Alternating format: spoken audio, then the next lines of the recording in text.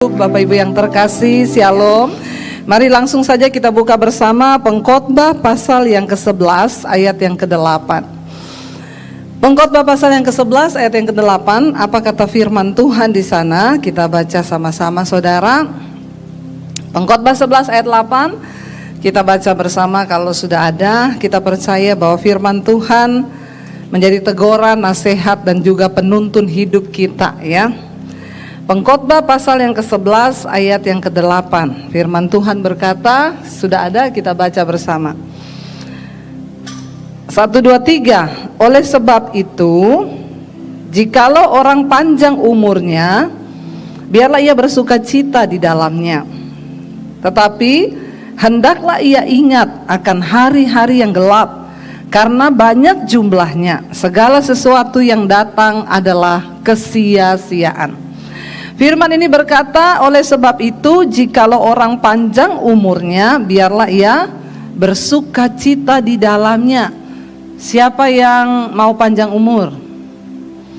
Hari ini kita ada di tempat ini, itu membuktikan bahwa kita ini diberi sama Tuhan umur panjang. Artinya kita masih ada hari ini. Kalau kita diberi umur panjang, kata firman Tuhan, bersukacitalah. Tetapi hendaklah ia ingat akan hari-hari yang gelap, karena banyak jumlahnya. Segala sesuatu yang datang adalah kesia-siaan. Saudara, di dalam hidup ini bukan hanya yang baik yang akan kita alami. Ikut Tuhan, ikut Tuhan. Jangan berpikir ikut Tuhan itu, wah pasti semuanya baik, semuanya bahagia, ya. Alkitab berkata, barang siapa yang sungguh-sungguh mau hidup beribadah kepada Kristus Yesus, maka dia akan menderita. Jadi kalau saudara belum menderita, berarti belum sungguh-sungguh hidup beribadah. Yang sudah merasakan penderitaan berapa banyak? Yang belum, saya doakan supaya menderita. Ya.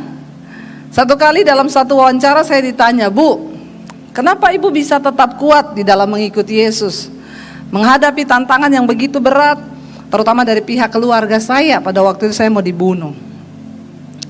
Saya jawab, saudara, saya nggak tahu juga itu jawabannya. Memang ya saya jawab apa adanya aja. Ya mungkin saya kuat ikut Yesus menghadapi tantangan banyak karena waktu itu saya belum dengar khotbah pendeta-pendeta. Amin. Kenapa banyak orang kecewa? Kenapa banyak orang akhirnya kepahitan di dalam hidup? Ya, karena dengar khotbah yang enak-enak. Ikut Yesus nggak ada masalah. Ikut Yesus pokoknya semua selesai. Ingatlah akan hari-hari yang gelap, karena banyak jumlahnya. Ini hidup. Kita nggak bisa pegang kendali di dalam hidup kita. Kita mau yang baik yang datang, kita mau yang baik yang terjadi. Tapi kalau Tuhan izinkan yang tidak baik terjadi, ingat Alkitab sudah tulis itu. Apalagi yang namanya kematian. Hari yang gelap itu satu saat akan datang kepada kita. Makanya ingat, jangan terbuai hidup ini. Ya, sehingga kita tidak pernah ingat akan hari-hari kemalangan, hari-hari kesusahan. Karena itu apa yang harus kita lakukan di dalam hidup ini, saudara? Yakobus pasal yang keempat, mulai ayat yang ke-13, firman Tuhan berkata begini. Yakobus pasal yang keempat, ayat yang ke-13, firman Tuhan berkata, ini ayatnya bisa ditayangkan apa enggak ya multimedia? Bisa ya. Yakobus pasal yang keempat, ayat yang ke-13, firman Tuhan berkata, supaya kita bisa baca sama-sama. Jadi lain ya kalau kita bisa membaca Alkitab bersama, bukan cuma saya yang baca. Yuk, Yakobus pasal yang keempat ayat 13 mulai, firman Tuhan berkata, baca bersama. Jadi sekarang, hai kamu yang berkata, hari ini atau besok kami akan berangkat ke kota Anu, dan di sana kami akan tinggal setahun dan berdagang serta mendapat untung. Saudara perhatikan, ini berbicara tentang perencanaan. Di dalam hidup kita semua harus punya perencanaan. Gak boleh hidup tanpa perencanaan, itu namanya sembrono, sembarangan. Kita harus punya perencanaan atas anak-anak kita, masa depan mereka, atas bisnis kita. Harus ada perencanaan di dalam hidup ini. Sebab orang yang hidup tanpa perencanaan itu pasti ya hidupnya ya kayak begitu, saudara. Kita semua harus punya perencanaan di dalam mengatur keuangan, di dalam mengatur anak-anak kita, masa depan mereka. Harus ada perencanaan. Tetapi saudara, iya ya, kita harus punya perencanaan. Kamu yang berkata hari ini aku akan, atau besok kami akan berangkat ke kota anu, di sana kami akan berdagang, akan tinggal setahun, mendapat untung. Ini perencanaan. Boleh nggak kita punya perencanaan? Harus memiliki perencanaan. Kalau punya uang jangan langsung dihabiskan. Saya banyak melihat kehidupan orang Kristen yang akhirnya babak belur. Kenapa? Nggak punya perencanaan. Dapat berkat, dia bilang kesusahan sehari cukup untuk sehari. Jadi uang ini mau saya habiskan. Dapat gaji tanggal 1 langsung dihambur-hamburkan dengan alasan kesusahan sehari cukup untuk sehari. Ya, itu beda ayatnya, jangan salah pakai ayat. Bisa berabe nanti. Kenapa banyak orang Kristen hidupnya tidak jadi berkat? Karena nggak ada perencanaan. Kita harus punya perencanaan. Dikatakan di sini, ya, jadi sekarang, hai kamu yang berkata hari ini atau besok kami akan berangkat ke kota anu, di sana kami akan tinggal, berdagang setahun dapat untung. Sedang dikatakan di sana apa? Kamu tidak tahu apa yang akan terjadi besok. Apakah arti hidupmu? Hidupmu itu sama seperti uap yang sebentar saja kelihatan lalu lenyap. Lalu dikatakan di sana sebenarnya apa saudara? Kita lanjut ayat yang berikutnya. Tolong multimedia ikut saya ya. Kalau belum ngopi bisa dikasih kopi ya. Iya, sekarang kita sudah di ayat yang ketiga ya. Dikatakan di sana ayat yang ke berapa tadi ya? 13, 14. Sebenarnya kita baca sama-sama. Sebenarnya kamu harus berkata apa saudara? Kami akan hidup, dan kita harus selalu berkata kalau Tuhan berkenan, kalau Tuhan menghendaki. Oke, kita punya perencanaan, tetapi jangan pernah lupa untuk melibatkan Tuhan di dalam setiap rencana hidup kita. Kenapa kita harus melibatkan Tuhan? Ayat ini berkata, karena kamu tidak tahu apa yang akan terjadi besok. Bahkan 5 menit ke depan tidak ada satu orang pun dari antara kita yang tahu apa yang akan terjadi dengan hidup kita. Kita yang berkata hari ini besok kami mau ke kota ini ke kota itu, jangan pernah lupa berkata Tuhan kalau engkau menghendaki. Libatkan Tuhan dalam semua perencanaan hidup kita. Kenapa? Karena kita tidak tahu apa yang akan terjadi besok. Siapakah kita ini manusia? Kita tidak punya pengetahuan, kita tidak punya kebisaan, kehebatan untuk mengetahui jalan hidup kita itu. Bahkan 5 menit ke depan gak ada yang tahu. Tapi penting bagi kita, libatkan Tuhan. Anak-anak muda yang mau cari jodoh, libatkan Tuhan. Engkau harus berani berkata, kalau ini bukan jodoh saya, putus dalam nama Yesus, amin. Yang anak-anak muda bilang amin. Yang orang tua gak usah bilang amin. Sudah terlanjur nikah gak usah putus. Ya sudah, bayar harga saja. Tapi yang muda-muda, engkau harus berani berkata, Tuhan kalau engkau menghendaki, mungkin aku akan menikah dengan dia kalau dia jodohku. Kalau bukan, Tuhan putuskan dalam nama Tuhan Yesus. Kita harus berani. Bapak-bapak, engkau yang akan mengambil keputusan bisnis, libatkan Tuhan. Tuhan kalau engkau tidak berkehendak, ya Tuhan yang berperkara, batalkan semuanya, aku siap. Jangan sampai kita dengan gagahnya kita berpikir dengan kehebatan kita sendiri, ini pasti bisa. Karena Alkitab berkata, terkutuklah orang yang mengandalkan manusia, yang mengandalkan kepintarannya sendiri. Tetapi diberkatilah orang yang mengandalkan Tuhan. Salah satu cara kita mengandalkan Tuhan dalam hidup ini adalah apa? Libatkan Tuhan di dalam segala perencanaan hidup kita. Mau kita beli rumah, mau kita beli sesuatu, tanya Tuhan, apakah engkau berkehendak Tuhan? Kalau Tuhan berkehendak pasti jalannya begini, begini, begini. Minta tanda dari Tuhan. Karena Tuhan itu yang sanggup meluputkan. Kita nggak tahu apa yang terjadi ke depan. Kita nggak pernah tahu apa yang terjadi di dalam usaha, bisnis, apapun yang kita lakukan. Karena itu ayat ini berkata punya perencanaan harus, tetapi jangan lupa berkata Tuhan, kalau engkau menghendaki. Banyak dari kita yang bertindak dengan kehebatan kita, pikiran kita, sudah pasti ini yang terbaik. Kita tidak punya cukup pengetahuan dan hikmat. Karena itu kita harus mengandalkan Tuhan dalam segala hal. Bapak-bapak, engkau yang berbisnis, selalu ajak istrimu bicara. Berdua, gandeng tangan, libatkan istri. Karena istri itu Tuhan taruh di tempat sampingmu untuk menjadi penolong. Jangan bertindak sendiri. Waktu kita dan istri, suami istri sepakat, kita sama-sama berdoa, Tuhan itu pasti menjawab dan itu yang terbaik. Tapi yang saya dapat tuh banyak suami memutuskan sendiri, tidak pernah menghargai istri. Kamu ngertinya di dapur aja, pokoknya ngeliwet. Nggak boleh. Istrimu itu kawan pewaris kerajaan Allah yang Tuhan tempatkan di sampingmu. Jangan bertindak sendiri, ajak istri, libatkan istri dalam setiap keputusan. Lalu berdoa bersama-sama, bergandeng tangan di dalam segala hal. Di dalam bisnismu, di dalam apapun yang kau mau putuskan, libatkan. Kenapa? Karena kita nggak tahu apa yang akan terjadi besok.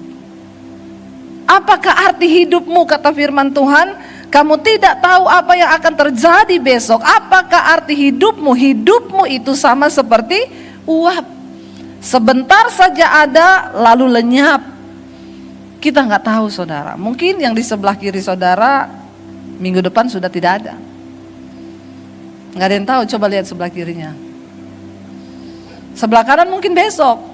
Nah, ya, kita nggak ada yang tahu hidup ini.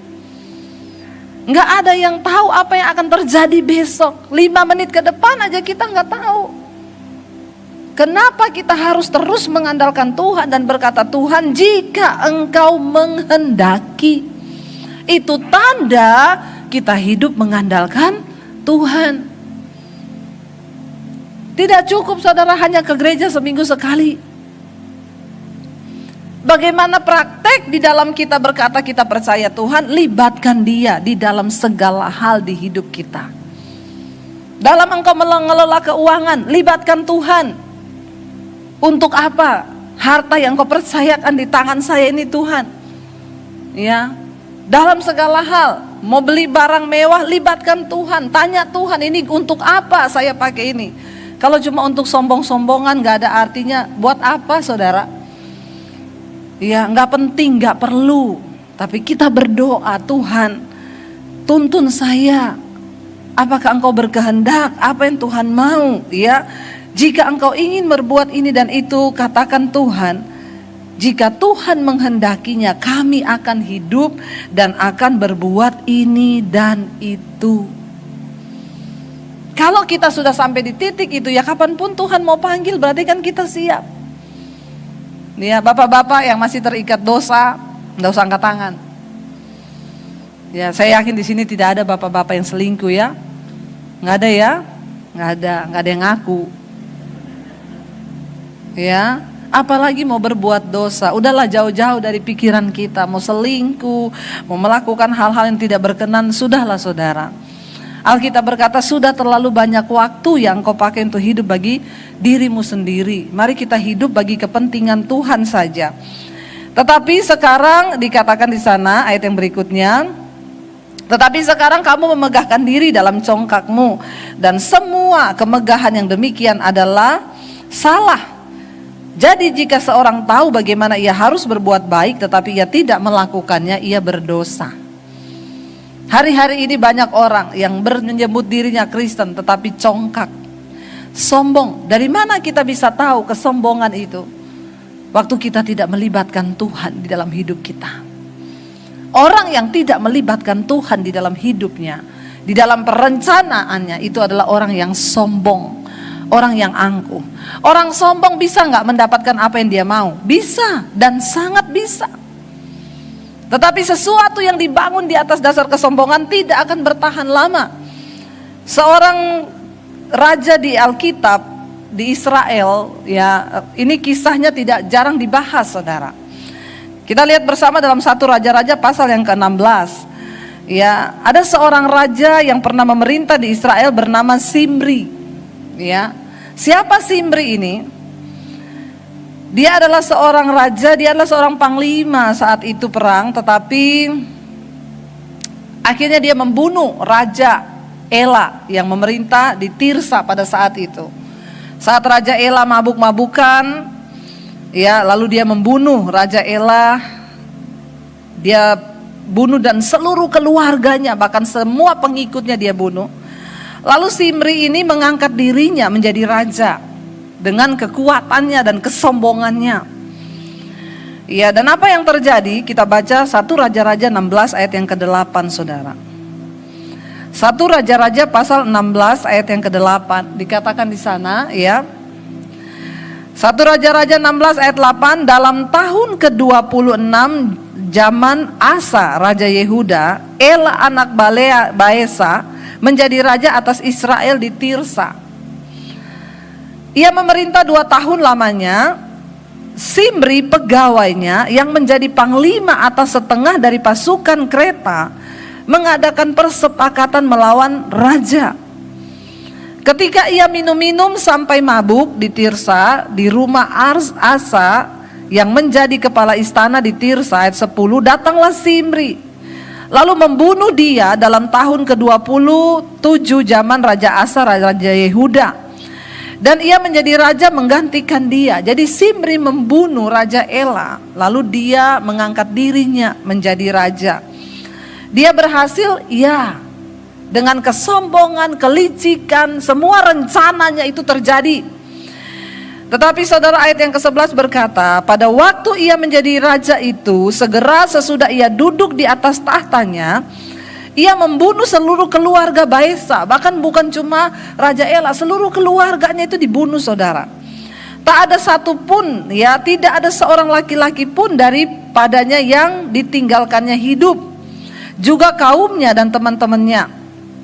Demikianlah, ya, dikatakan di sana, Simri memunahkan seluruh keluarga Baesa sesuai dengan firman Tuhan yang diucapkannya kepada Baesa dengan perantara Nabi Yehu.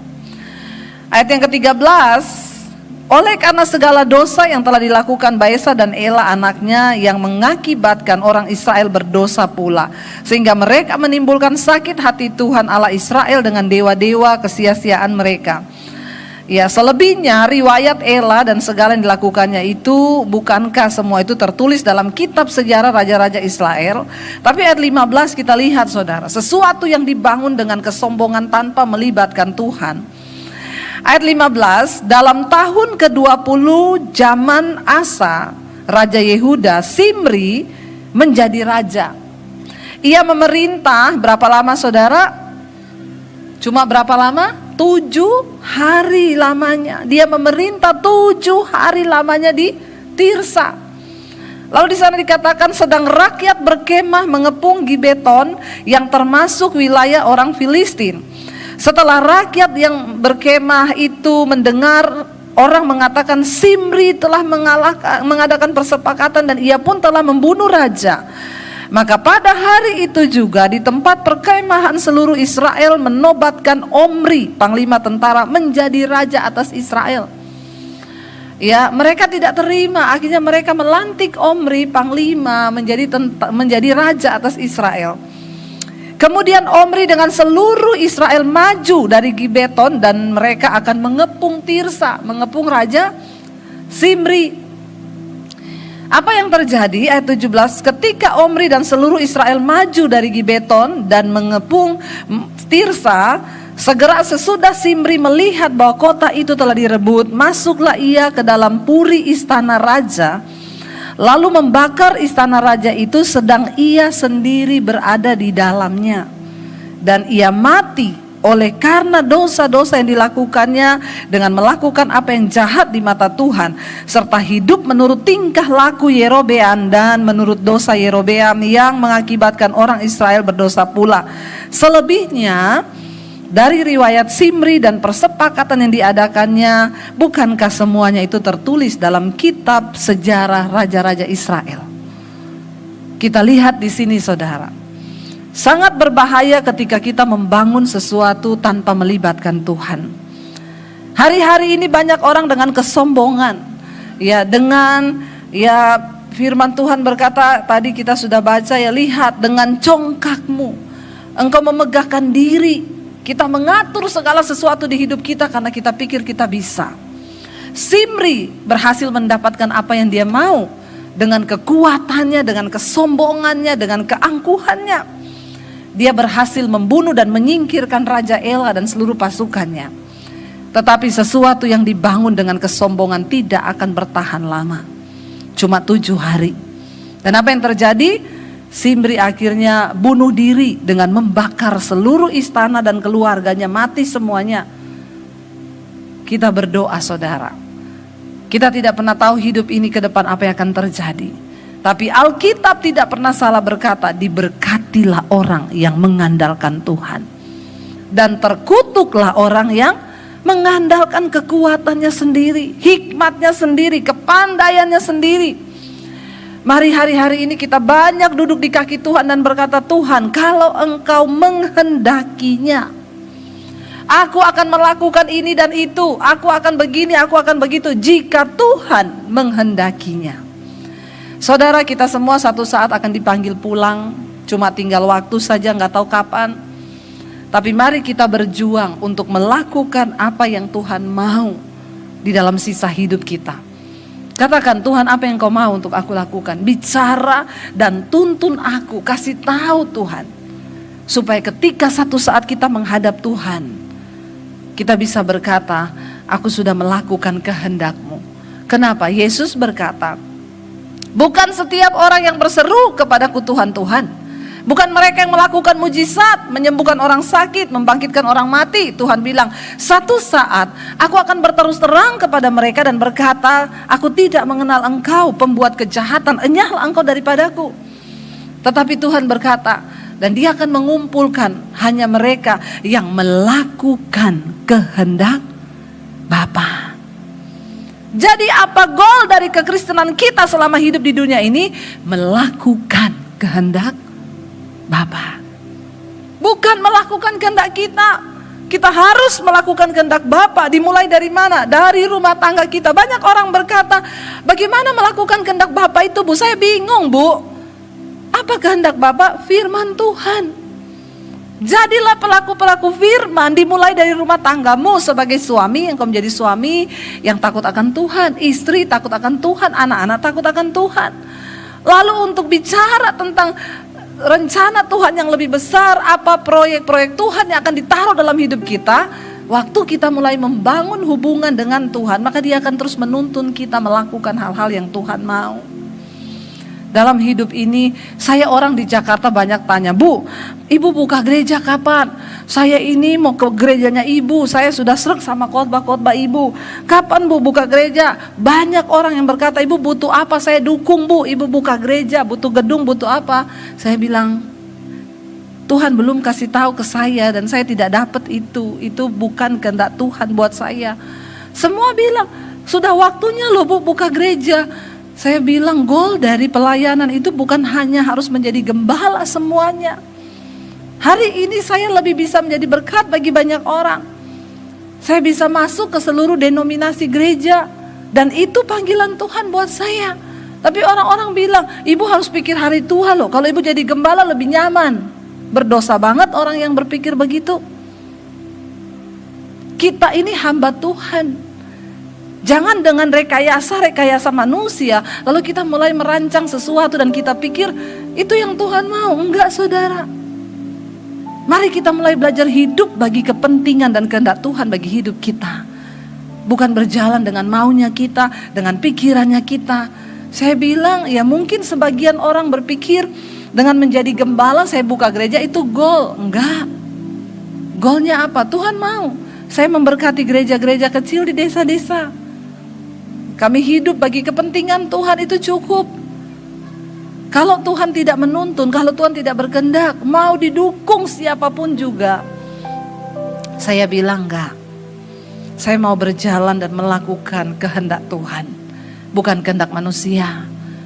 Bukan untuk cari untung. Makanya hidup ini bukan cuma soal bicara berkat, mujizat, tapi hidup ini bicara soal menggenapi kehendak Tuhan di dalam hidup kita. Temukan itu saudara. Libatkan Tuhan dalam segala aspek hidupmu, dan kita bisa menyenangkan Tuhan, menundukkan diri, merendahkan diri di kaki Tuhan. Hari ini sadarilah bahwa kita tidak punya kekuatan lain, tapi kita punya Tuhan satu-satunya yang mengetahui. Bukan cuma 5 menit ke depan, bukan cuma besok. Tuhan tahu 10 tahun ke depan apa yang akan terjadi dengan hidup kita. Bagian kita berserah dan menyerahkan diri kita kepada Dia. Kita bangkit berdiri bersama. Tuhan, tidak ada seorang pun dari kami yang tahu persis akan hidup kami. Jangankan besok, 5 menit ke depan, kami tidak tahu apa yang akan terjadi. Karena itu hari ini terima kasih buat firman-Mu yang mengingatkan kami. Kami datang merendahkan diri di hadapan hadirat-Mu. Tanda kami melibatkan Tuhan. Kami mau mengandalkan Tuhan dalam segala perkara di hidup kami. Jika Engkau menghendakinya Tuhan, kami akan berbuat ini dan itu. Sertai kami dengan perkenanan-Mu Tuhan. Sertai di dalam usaha, dalam pekerjaan, pelayanan. Kami minta perkenanan Tuhan turun atas hidup kami.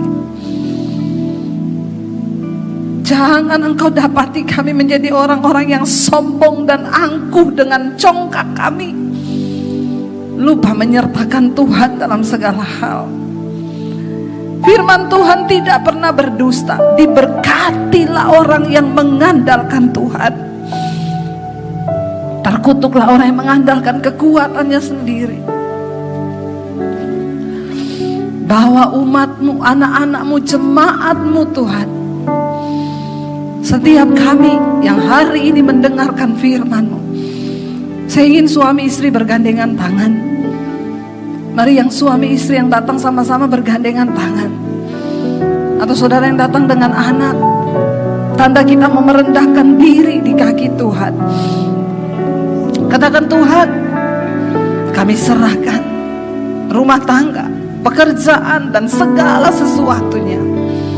Kami bersepakat, suami istri, kami sekeluarga, merendahkan diri di bawah kaki Tuhan hari ini.